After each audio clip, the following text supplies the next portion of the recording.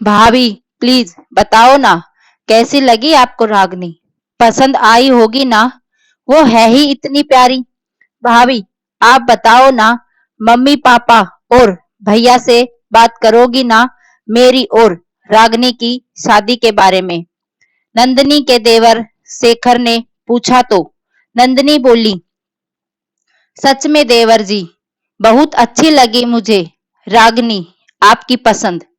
अब तो रागनी को ही बनाकर लाऊंगी आप अपनी देवरानी। वादा है आपसे, आप बेफिक्र हो जाओ। आपके भाई और मम्मी पापा जी को मनाने का काम मेरा। लेकिन अभी कुछ दिन रुक जाओ, रमा जीजी की ननद की शादी हो जाए, आपके भैया आ जाएं, तब उनके सामने सबसे बात करूंगी। भाभी सच में आप दुनिया की सबसे प्यारी भाभी हैं। सच कहते हैं लोग, भाभी माँ का रूप होती है। आप मेरी भाभी ही नहीं, सबसे अच्छी दोस्त भी हो, शेखर ने खुशी से झूमते हुए कहा। शेखर अपनी भाभी नंदिनी से अपने दिल की हर बात कह लेता था। दोनों हम उम्र थे तो दोनों की अच्छी बनती थी। शेखर के भैया गोविंद रेलवे में सरकारी नौकरी करते थे तो दूसरे शहर में रहते थे।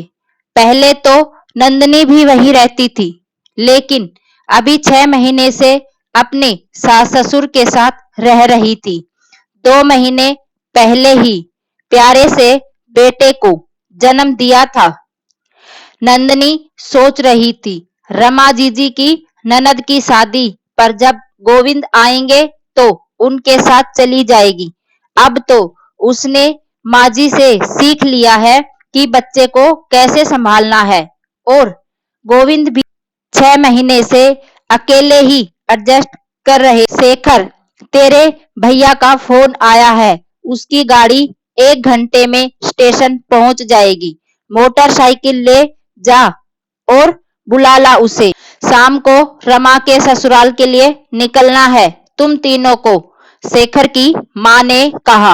अरे माँ, आप और पापा भी चलना ना, कितना कहा है दीदी की सास ने आप दोनों को लाने के लिए। अरे छोरा, दिमाग तो ठीक है, बेटी के घर का पानी भी पिए तो नरक मिलता है, और तू अपने माँ बाप को शादी में ले जा रहा है अपनी बहन के ससुराल।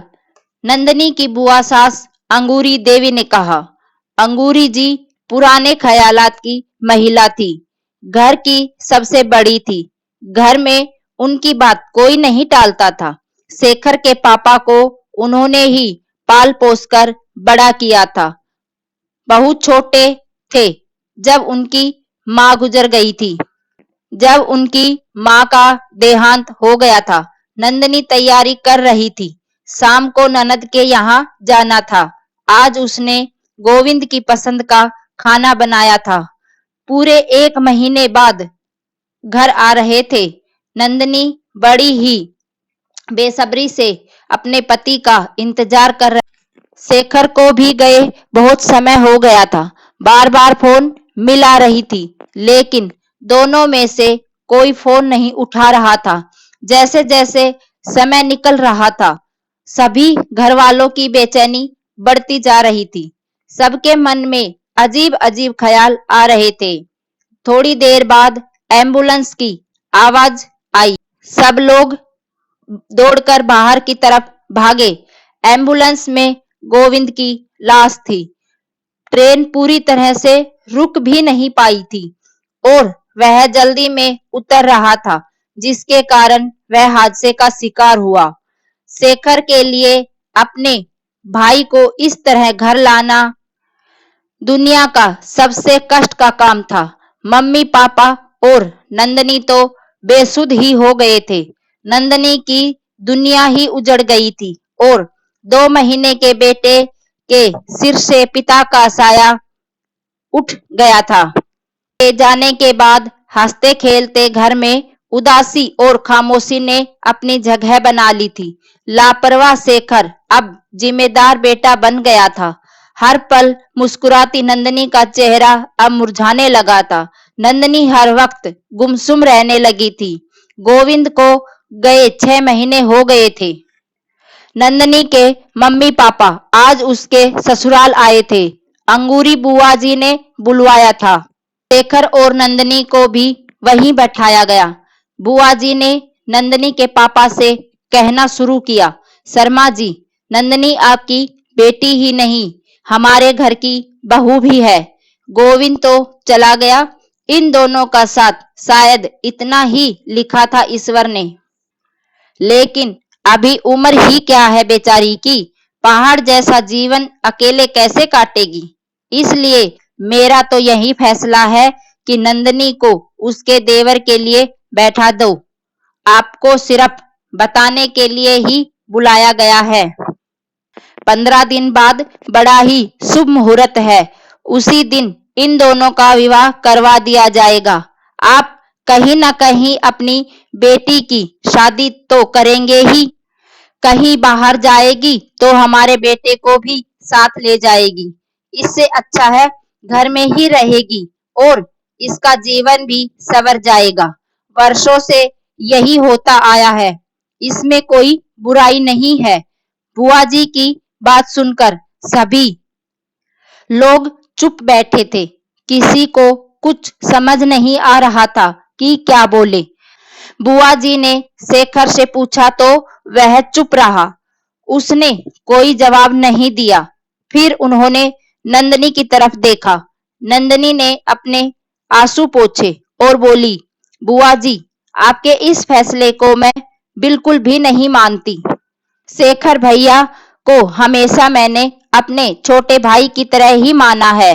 आप उनको पति का स्थान मैं कभी नहीं दे सकती। आप लोगों को मेरी फिक्र करने की जरूरत नहीं है। मैं ठीक हूँ, आप लोग हो ना मेरे साथ। शेखर मुझसे बिना शादी करे ही मेरे बेटे को पिता का प्यार दे सकते हैं और भविष्य में कभी मुझे लगा कि मुझे जीवन साथी की आवश्यकता है और मैं मन से तैयार हूँ किसी को अपनाने के लिए, तो मैं खुद आप लोगों को बता दूंगी। फिर उसने अपने सास ससुर से कहा, मम्मी जी, पापा जी, शेखर भैया की शादी 15 दिन बाद उसी मुहूर्त में होगी, उस लड़की के साथ जिसे वह पसंद करते हैं। रागिनी नाम है उसका, इनके साथ पढ़ती है। मिली हूं मैं उससे, बहुत ही अच्छी लड़की है। उसको ही मैं अपनी देवरानी बनाकर लाऊंगी। आप लोग शादी की तैयारी कीजिए, हम कल ही रागिनी के घर चलेंगे। नंदनी की बात सुनकर सब निशब्द थे। बुआ जी कुछ बोलना चाह रही थी, लेकिन शेखर के पापा ने उनको रोक दिया था। नंदनी के मम्मी पापा को अपनी बेटी के फैसले पर गर्व हो रहा था। नंदनी ने आज एक सही फैसला लेकर 3 जीवन बर्बाद होने से बचा लिए थे और वर्षों से चली आ रही रूढ़िवादिता को आगे बढ़ाने से इनकार कर दिया था।